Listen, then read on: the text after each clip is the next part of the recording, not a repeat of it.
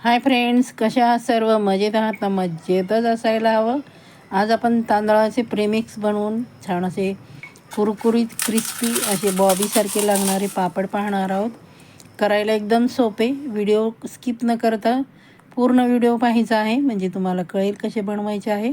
त्यासाठी आपण प्रेमिक्स बनवतो आहोत.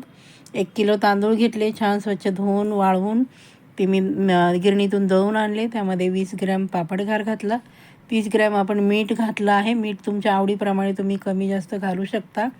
5 ग्रॅम आपण हिंग घातला आहे. 2 चमचे जिरे घातले आहे. 2 चमचे आपण पांढरे तीळ घातले आहेत.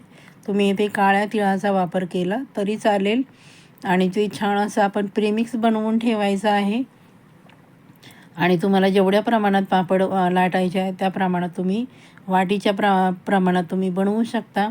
मी हे जे 1 किलोचं प्रीमिक्स आहे त्यामध्ये वेगवेगळे फ्लेवरचे पापड बनवलेले आहेत, जसे की टॉमॅटो पापड, पुदिना पापड, पुन्हा बीटरूट पापड, असे तुम्ही वेगवेगळे फ्लेवरचे बनवून ठेवू शकता. आणि कधीही मुलांना तुम्ही ते खायला देऊ शकता. बाहेरचं खाण्यापेक्षा घरातलं खाणं कधीही उत्तमच.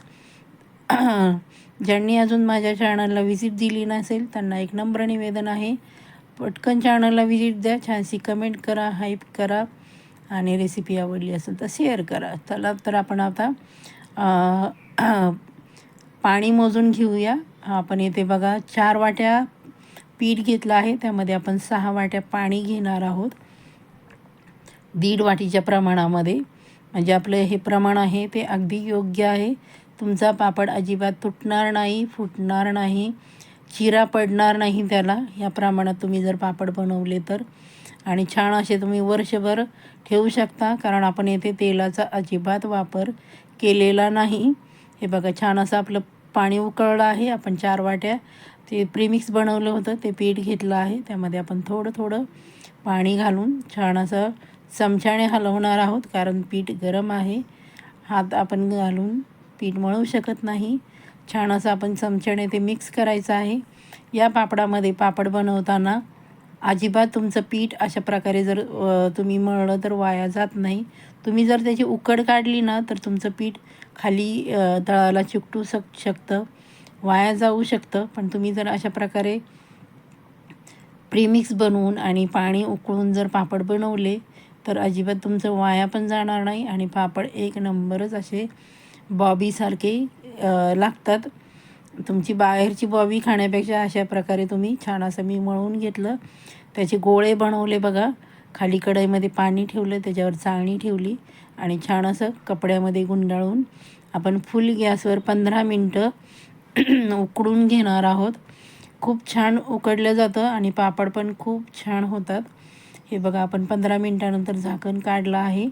आपलं पीठ छान असं शिजलं आहे बघा, बघू शकतो आपण. आणि आपण आता जे छान त्याच कपड्यामध्ये आपण हे करून मळून घेणार आहोत, म्हणजे हाताला आपले चटके बसणार नाही. हे बघा, अशा प्रकारे छान असा त्याचा गोळा बनवून घ्यायचा आहे. आणि तुम्हाला हव्या त्या आकारामध्ये छोटे मोठे, हे बघा आपलं पीठ छान असा गोळा बनवून घेतला. हव्या त्या आकारामध्ये छोटे मोठे तुम्ही अशा प्रकारे गोळे बनवून ठेवू शकता.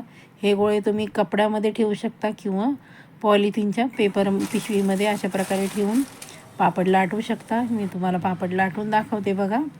अशा प्रकारे आपण दुधाची पिशवी घेतली आहे, दोन्ही बाजूनी असं झाकायचं आहे आणि छान असा आपण पापड हे बघा अशा प्रकारे लाटून घ्यायचा आहे. तुम्हाला हवा तसा पातळ पापड लाटू शकता.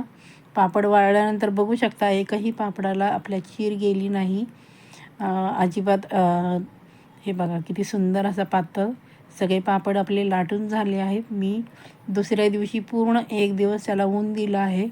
जास्त ऊन द्यायची पण गरज लागत नाही. बघा किती सुंदर झाले आहेत आपले पापड.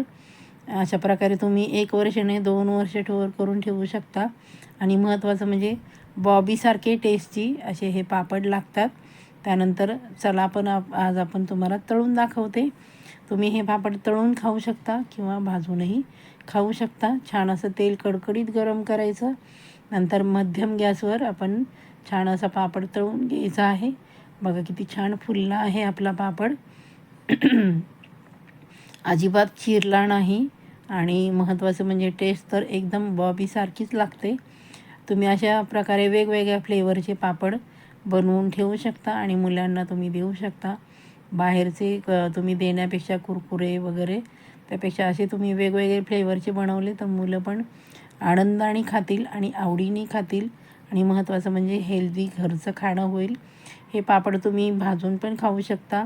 जसे की भातवडी भाजून खातात की नाही तसं तुम्ही हे भाजून शेंगदाण्याबरोबर तुम्ही मधल्या वेळेत भूक लागली ना तर असे पण खाऊ शकता. एवढे छान लागतात.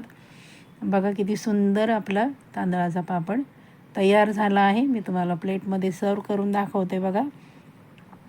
खूप खुसखुशीत आणि बॉबीसारखे लागतात आणि महत्त्वाचं खूपच टेस्टी असे लागतात बघा हे तांदळाचे पापड. अशा प्रकारे अवश्य बनवून बघा.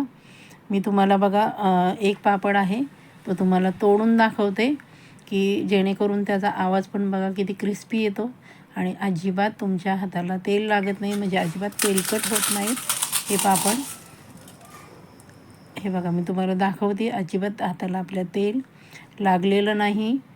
हे बघा अजिबात तेल लागलेलं नाही. अशा प्रकारे बनवा. चला तर मग रेसिपी आवडली असेल तर छानशी कमेंट करा, हाईप करा, लाईक करा, शेअर करा. पुढच्या व्हिडिओसाठी तयार. Bye bye.